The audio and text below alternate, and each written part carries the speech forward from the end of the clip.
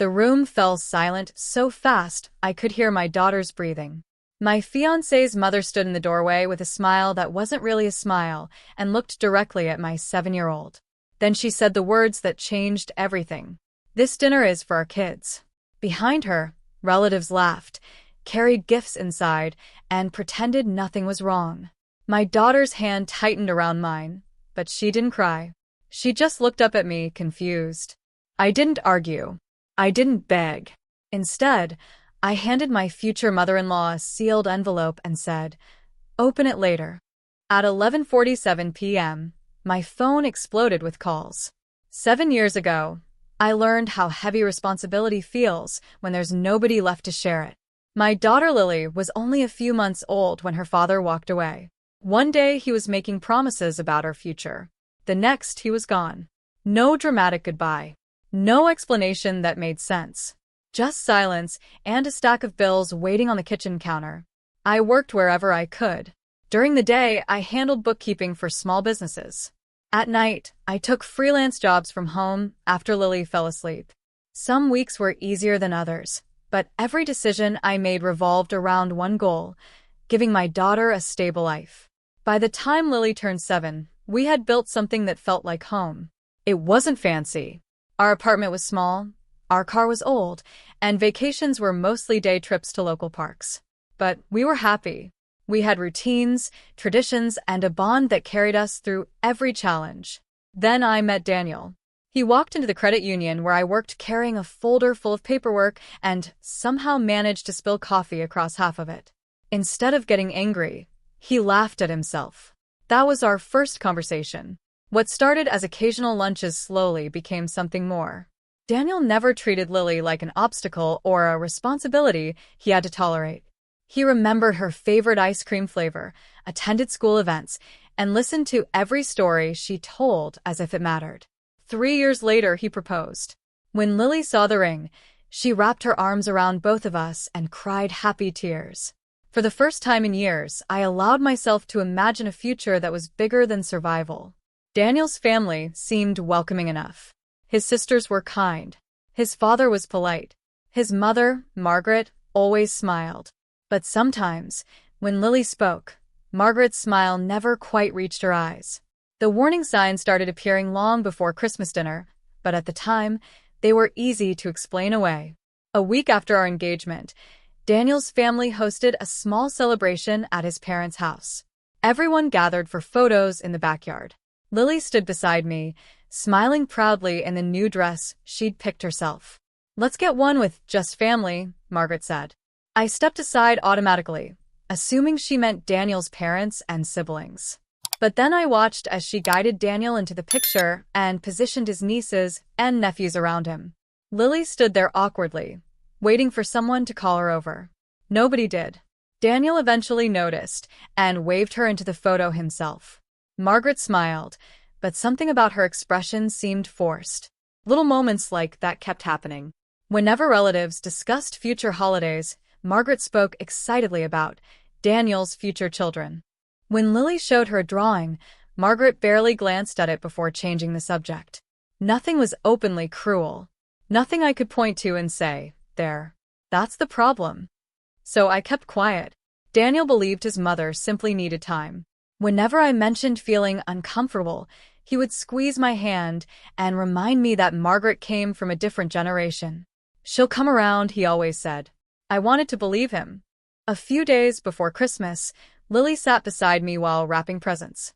She had spent nearly an hour decorating a gift bag for Margaret with stickers and glitter stars. "Do you think Grandma Margaret will like it?" she asked. The question caught me off guard. "Of course she will." Lily hesitated. "Does she like me?" For a moment, I couldn't speak. Children notice far more than adults realize. I pulled her into a hug and kissed the top of her head. "Anyone would be lucky to have you in their life." She smiled, apparently satisfied with the answer. But after she went to bed, I sat alone in the living room thinking about that question. 3 days later, we received a reminder about Margaret's special Christmas dinner. I had no idea that dinner would change everything. Christmas Eve arrived wrapped in fresh snow and the kind of cold that made every breath visible. By 6 o'clock, Daniel was driving us through a neighborhood filled with glowing lights, oversized wreaths, and giant inflatable snowmen standing guard over perfectly decorated lawns. Lily sat in the back seat clutching a gift bag she had decorated herself. Inside was a handmade ornament she'd spent 3 evenings creating for Margaret. Tiny silver stars covered the surface, and she'd carefully painted the words Family Christmas across the center. "I hope she hangs it on her tree," Lily said. "I'm sure she will," Daniel replied with a smile. I looked out the window and hoped he was right. Margaret's house sat at the end of a quiet cul-de-sac. The large brick home looked like something from a holiday movie. Warm golden lights glowed through every window, and nearly a dozen cars filled the driveway and lined the street. The moment we stepped out of the car, laughter drifted from inside. Relatives were already arriving. Children raced across the front yard carrying wrapped presents while adults balanced trays of food and bottles of wine. For a moment, everything felt normal. Maybe I had worried for nothing. Maybe this dinner really was meant to bring everyone together before the wedding. Lily bounced excitedly beside me as we walked toward the front door. "Look at all the decorations," she whispered. Daniel laughed. "Grandma Margaret always goes overboard at Christmas." The front door opened before we reached it. Several relatives stepped inside, carrying gift bags and holiday desserts. Margaret appeared in the doorway, wearing an elegant red sweater and a perfectly practiced smile. She greeted Daniel first, then me. Then her eyes settled on Lily. The smile remained, but something changed. It was subtle, a hesitation, a calculation, as if she were reconsidering something. My stomach tightened unexpectedly. Around us, family members continued entering the house. Children disappeared inside, laughing and shouting excitedly. Lily gripped her gift bag and took a step toward the doorway. Margaret didn't move. Instead, she remained standing directly in front of the entrance. And for the first time that evening, I felt certain something was wrong. Lily took another small step toward the doorway, her gift bag swinging gently at her side. "Grandma Margaret, I made something for you," she said brightly. For a second, nobody moved. The conversations behind Margaret continued. Laughter drifted through the house.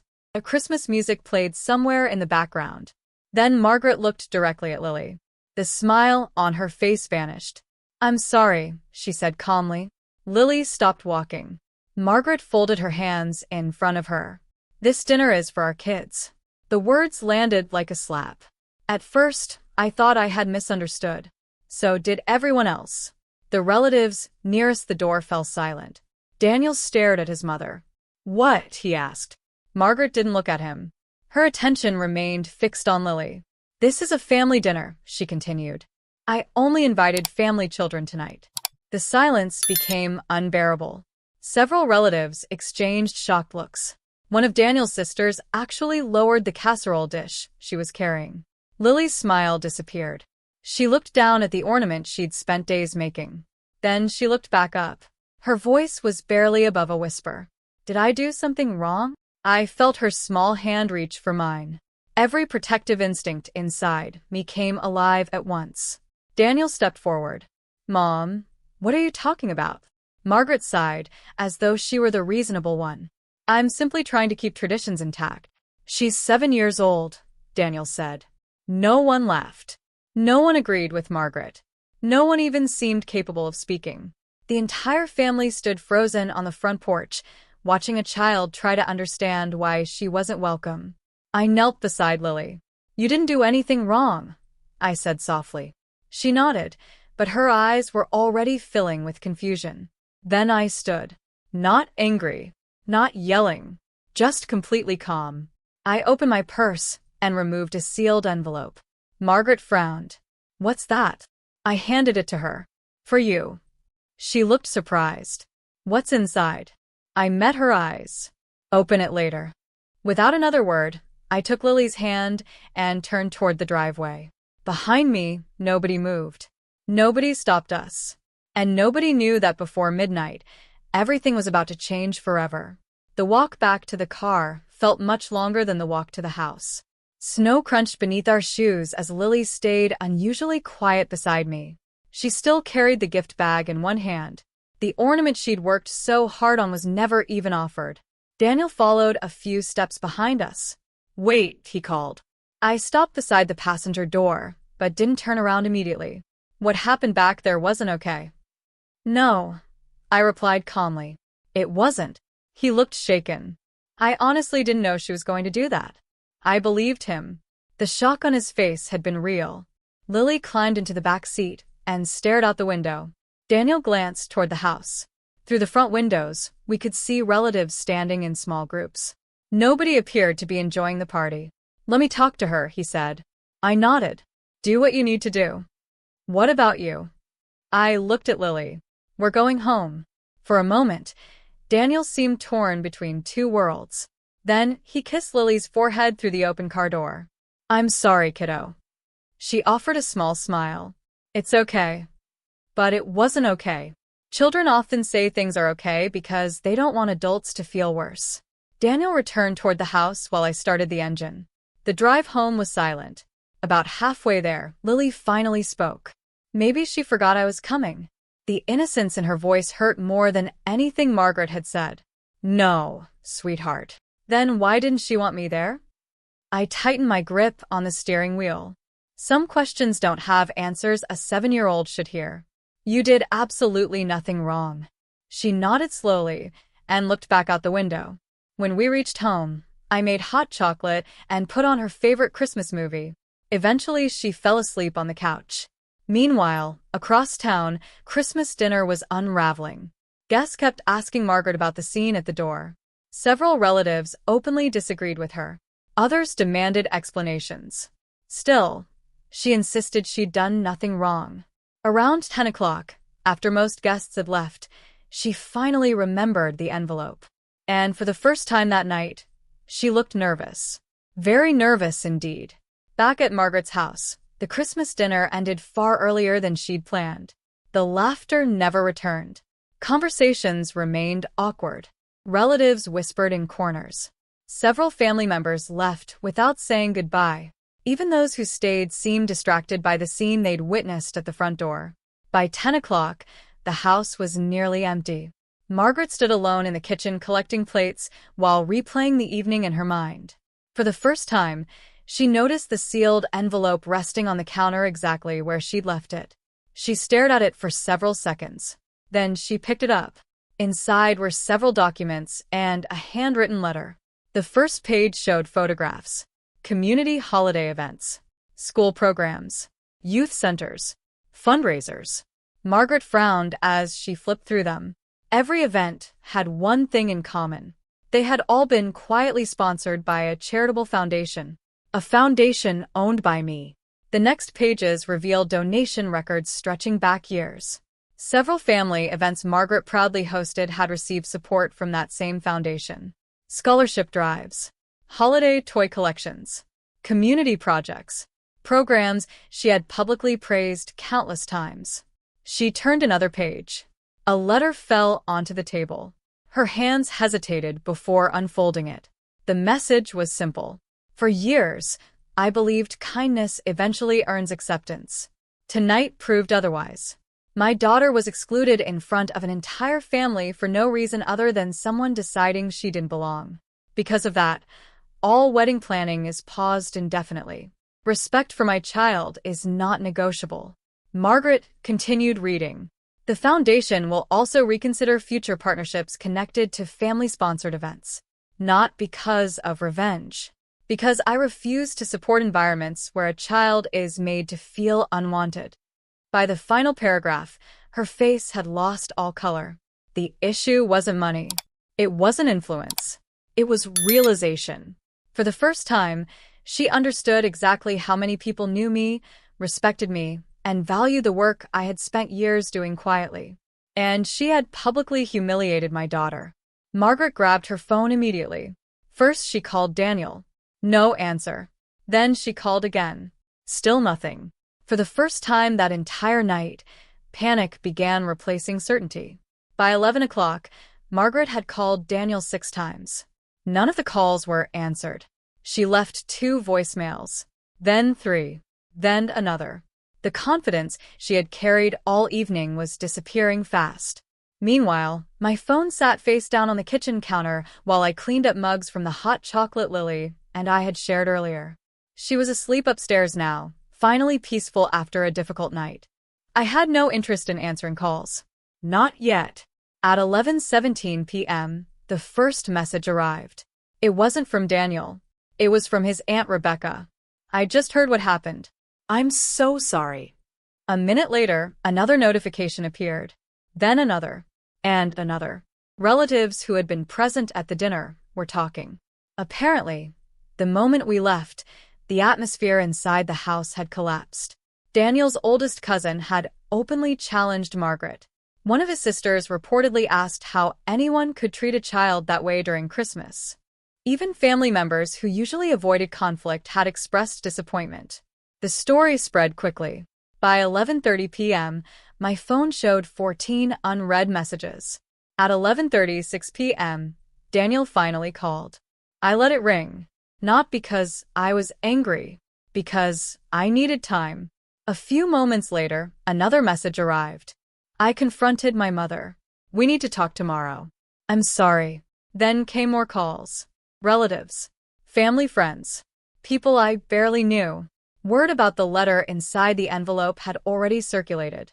Not the exact details. Just enough. Enough for people to understand that the situation was far bigger than a holiday argument. Across town, Margaret was desperately trying to regain control. She called relatives, one by one. The conversations didn't go well. Several family members disagreed with her openly. Others refused to defend what she had done. For perhaps the first time in years, nobody seemed interested in protecting her from consequences. Just before midnight, I finally picked up my phone.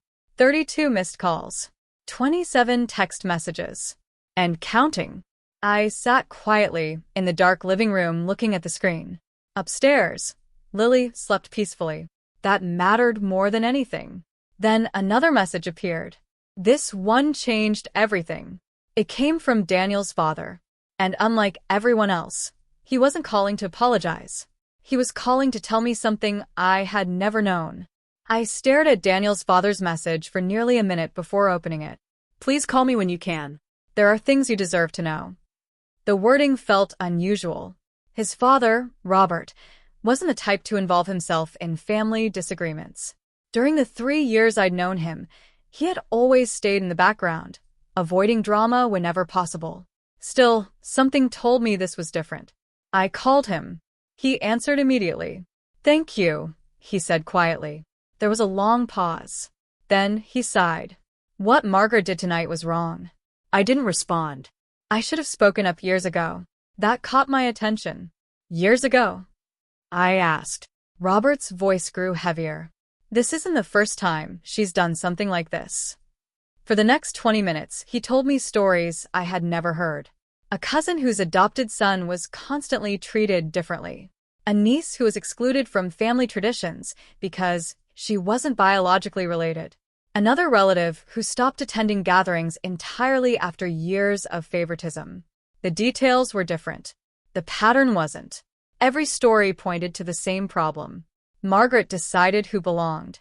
And once she made that decision, changing her mind became nearly impossible. I argued with her about it more times than I can count, Robert admitted. But eventually people stopped fighting. They just stayed away. After we ended the call, more messages continued arriving. Several cousins shared their own experiences. One admitted she hadn't attended Christmas gatherings for 3 years because of similar treatment toward her stepchildren. Another thanked me for standing up and leaving instead of pretending everything was fine. The more stories I heard, the clearer the picture became. Lily hadn't been singled out because of something she had done. She had become the latest target in a much older pattern. The next morning, Daniel came over. He looked exhausted. Dark circles sat under his eyes. I talked to people all night, he said. Then I showed him the messages. One by one. Story after story. His expression changed with each one. Disbelief. Confusion. Regret. Finally, silence. For the first time in his life, Daniel wasn't seeing his mother through the eyes of a son. He was seeing her through the eyes of everyone she had pushed away. Daniel sat at my kitchen table for a long time without speaking. The messages I'd shown him were still open on my laptop. One after another, relatives described years of exclusion, favoritism, and quiet hurt. Some stories went back decades. Others were recent enough to still feel raw. Daniel rubbed his forehead. I honestly didn't know. I believed that. The problem wasn't that he'd known and approved. The problem was that he'd never looked closely enough to see it. When you're a kid, he said quietly, you assume the way things happen in your family is normal. I nodded. And when people leave, you think they're overreacting. Neither of us spoke for a moment. The silence wasn't angry. It was heavy. Finally, Daniel looked up. I failed both of you. You didn't say those words, I replied. No. But I kept making excuses every time something felt wrong. That was harder to argue with. For years, Margaret's comments had been subtle enough to dismiss individually. Together, they painted a different picture. Daniel stared toward the living room. Where's Lily? Reading upstairs. He nodded. A few minutes later, footsteps sounded on the stairs. Lily appeared carrying a chapter book tucked beneath one arm. When she saw Daniel, her face brightened. Hi. Hey, kiddo. She climbed onto a chair beside him. For a few seconds, neither knew what to say. Then Lily asked the question. The simple question that changed everything. Are you still going to marry Mom? Daniel blinked. Why would you ask that? She shrugged. Because your mom doesn't want me there. The room became very quiet. Children have a way of saying painful truths without realizing how sharp they are. Daniel looked at her for several seconds. Then he reached across the table. Lily, listen to me. She met his eyes. If I marry your mom, that means we're a family. Really? Really? She thought about that. Then families are supposed to stay together, right? Daniel swallowed hard. Yes. Even when other people don't like it? For the first time since Christmas Eve, I saw complete clarity on his face. No matter what, he said. And in that moment, I knew he had finally stopped choosing comfort over truth. 2 days after Christmas Eve, Daniel organized a family meeting. Not a holiday gathering. Not a celebration. A meeting. The difference mattered. His parents' living room filled slowly that Saturday afternoon. Aunts, uncles, cousins, and siblings arrived carrying expressions that ranged from uncomfortable to openly frustrated. I almost didn't go. In the end, I agreed because Daniel insisted that important conversations shouldn't happen through text messages and phone calls. Lily stayed home with my sister. She had already endured enough. When Daniel and I entered the house together, conversations immediately stopped. Margaret sat on the far side of the room. For the first time since I'd met her, she looked uncertain. Not defeated. Just surprised that events had spiraled beyond her control. Daniel remained standing. Thank you for coming, he said. Nobody responded. The atmosphere was tense. Finally, Margaret broke the silence. I think this entire situation has been blown out of proportion. Several relatives exchanged looks. Daniel's cousin Rebecca folded her arms. Blown out of proportion? She repeated. Margaret sighed dramatically. I never intended to hurt anyone. That doesn't change what happened, Rebecca replied. Others began speaking. One aunt admitted she had been shocked by what she witnessed. Another relative said excluding a child during Christmas was impossible to justify. Each comment pushed the conversation further away from Margaret's control. She tried explaining. She talked about family traditions. She talked about misunderstandings. She talked about intentions. Nobody seemed interested, because intentions weren't what people remembered. They remembered a 7-year-old standing at the front door asking if she'd done something wrong. Eventually, Daniel spoke again. This isn't only about Christmas. The room quieted. He described the stories relatives had shared with him. The adopted children, the stepchildren, the family members who had gradually stopped attending gatherings. Story after story. Pattern after pattern. Margaret's face tightened. You're making me sound like a villain. No, Daniel replied calmly. I'm describing what people experience. The distinction landed heavily. For several seconds, nobody spoke. Then Robert finally looked at his wife. People have been trying to tell you this for years. Margaret opened her mouth to respond, but no words came out. For the first time, She wasn't facing one disappointed relative. She was facing an entire family unwilling to pretend anymore. And everyone in the room knew something fundamental had changed. The morning after the family meeting, I expected more arguments, more phone calls, more attempts to explain away what had happened. Instead, something unexpected occurred. People started reaching out, not to defend Margaret, to apologize. The first call came from Daniel's father. Robert asked if he could stop by for coffee. When he arrived, he looked nervous, which surprised me. He was usually calm and measured, the kind of person who rarely seemed rattled by anything. We sat at the kitchen table while Lily colored pictures nearby. For a few moments, Robert simply watched her. Then he sighed. I owe both of you an apology. I looked at him carefully. For what? For staying quiet. The answer came immediately. I spent years convincing myself it wasn't my place to interfere. Every time Margaret crossed a line, I told myself things would improve eventually. He glanced toward Lily. They didn't. There was no excuse in his voice. No attempt to justify himself. Just regret. Robert reached into his coat pocket and pulled out a small wrapped box. Lily, this is for you. She looked at me for permission. I nodded. Inside was a silver picture frame. The photo already inside showed Lily and Robert building a snowman during a family gathering the previous winter. Lily smiled. I remember this day. So do I, Robert said. His voice cracked slightly. For the first time, I realized how much he genuinely cared about her. He simply hadn't been brave enough to challenge his wife. That afternoon, more relatives contacted us. Daniel's sister invited Lily to a baking day. A cousin dropped off Christmas gifts she hadn't received. Another relative sent a handwritten card apologizing for not speaking up sooner. None of it erased what happened. But it mattered. Because real change isn't usually dramatic. It's a series of people deciding to do better. That evening, Daniel arrived carrying a stack of envelopes. What are those? I asked. Letters. From who? Family members.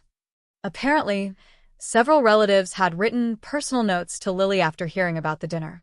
She spent nearly an hour reading them with Daniel. By bedtime, she was smiling again.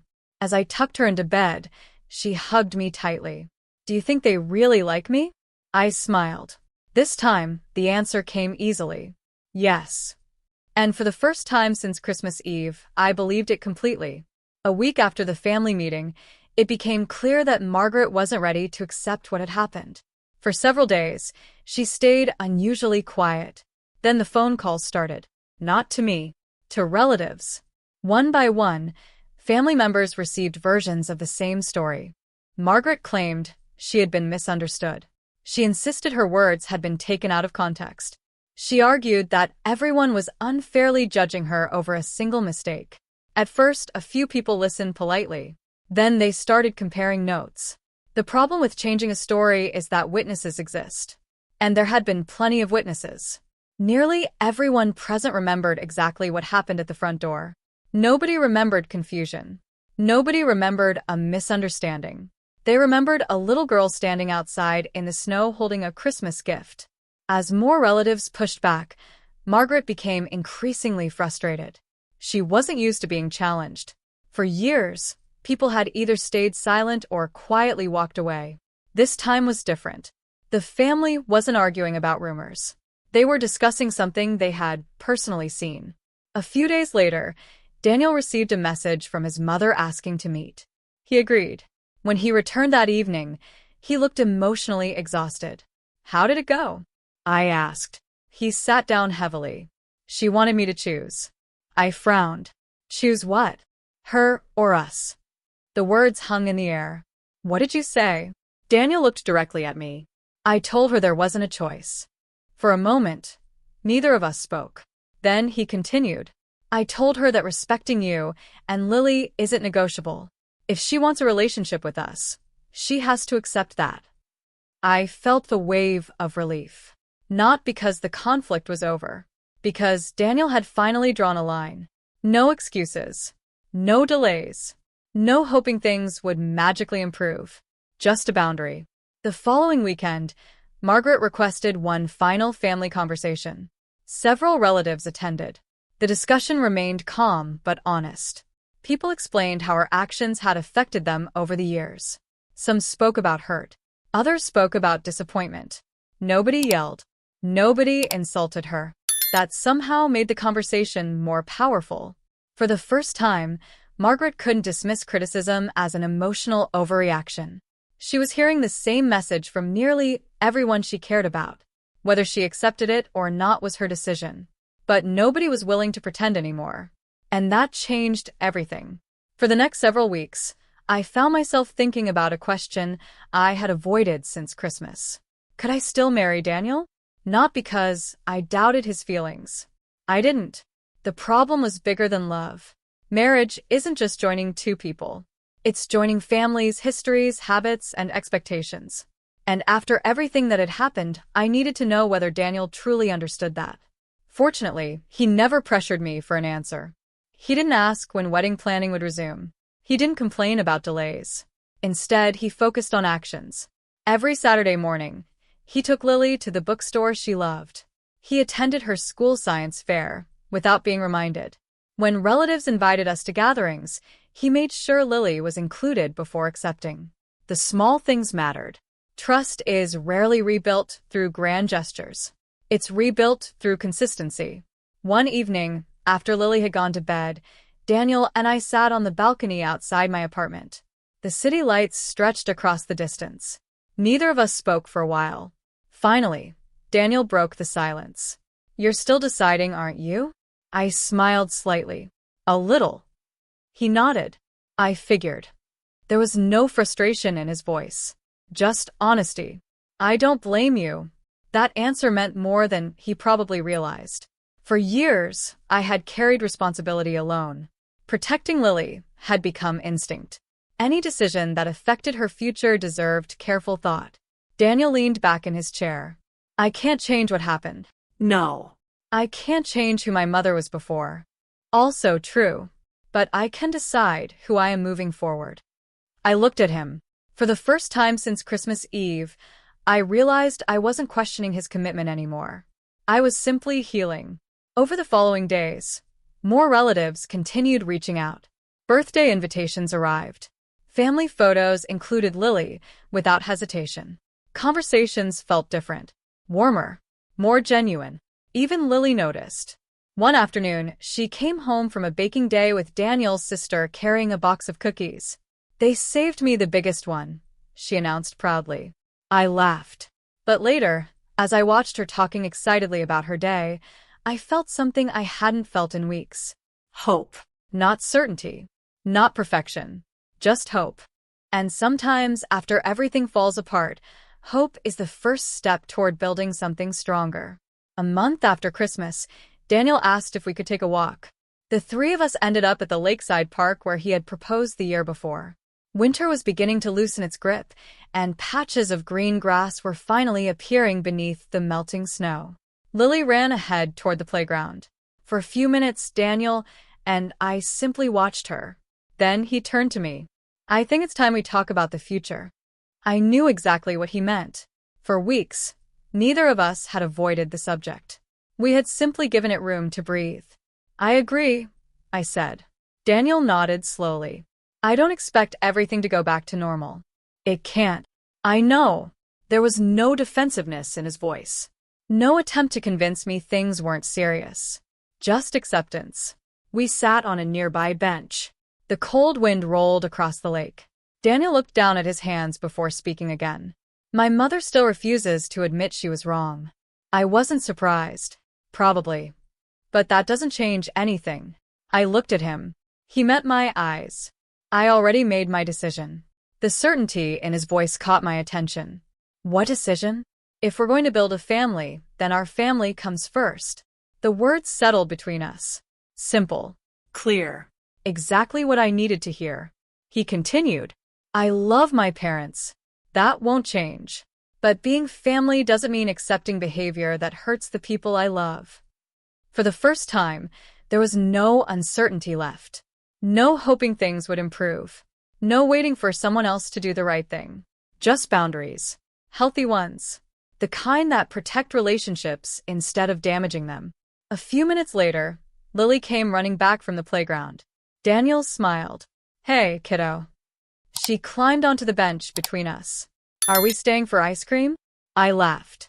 It's 38 degrees outside. So? Daniel grinned. Honestly, that's a pretty strong argument. Lily celebrated immediately. As we walked toward the nearby ice cream shop, I realized something important. The future wasn't going to be perfect. Families never are. There would still be difficult conversations. Still be challenges. Still be consequences. But for the first time since Christmas Eve, I wasn't worried about facing them.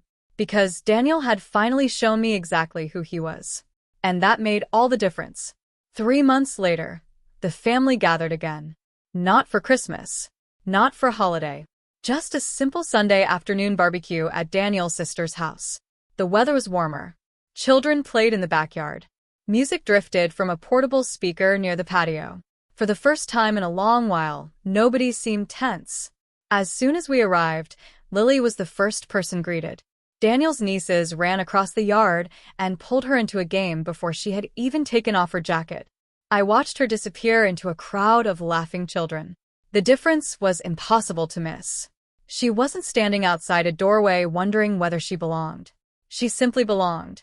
A few relatives waved us over. Others asked Lily about school projects, books, and soccer practice. Nobody treated her like an outsider. Nobody made her earn a place at the table. Daniel squeezed my hand. Better than Christmas? I laughed. Much. Across the yard, Margaret sat beside Robert. She wasn't hosting. She wasn't directing conversations. She wasn't controlling the gathering. For the most part, she stayed quiet. We were polite when our paths crossed. Nothing more. Some relationships recover completely. Others settle into something different. And sometimes that's enough. Later that afternoon, Daniel's cousin asked me a question. How many calls did you actually get that night? I pulled out my phone and opened an old screenshot. The final number still surprised me. 79 missed calls. The table erupted with disbelief. But the number itself wasn't what mattered. The calls represented something far more important. People had finally stopped looking away. They had chosen to speak up, to defend a child, to challenge behavior they had ignored for years. That was the real turning point. Not the envelope, not the family meeting, not even Christmas Eve. The turning point was when silence stopped being easier than honesty. A few months after that barbecue, Daniel and I quietly resumed wedding planning. Nothing extravagant. Just a celebration surrounded by people who genuinely wanted us there. One evening, while helping Lily with homework, I asked whether she was excited about the wedding. She smiled without looking up from her notebook. Of course. Why? She shrugged. Because families stay together. The answer nearly made me laugh. It was the same lesson Daniel had learned.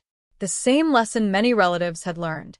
And maybe the lesson this entire story was really about. Respect isn't complicated. Belonging shouldn't be conditional. And when a child reaches for a place in your family, the right answer should always be the same. Make room at the table.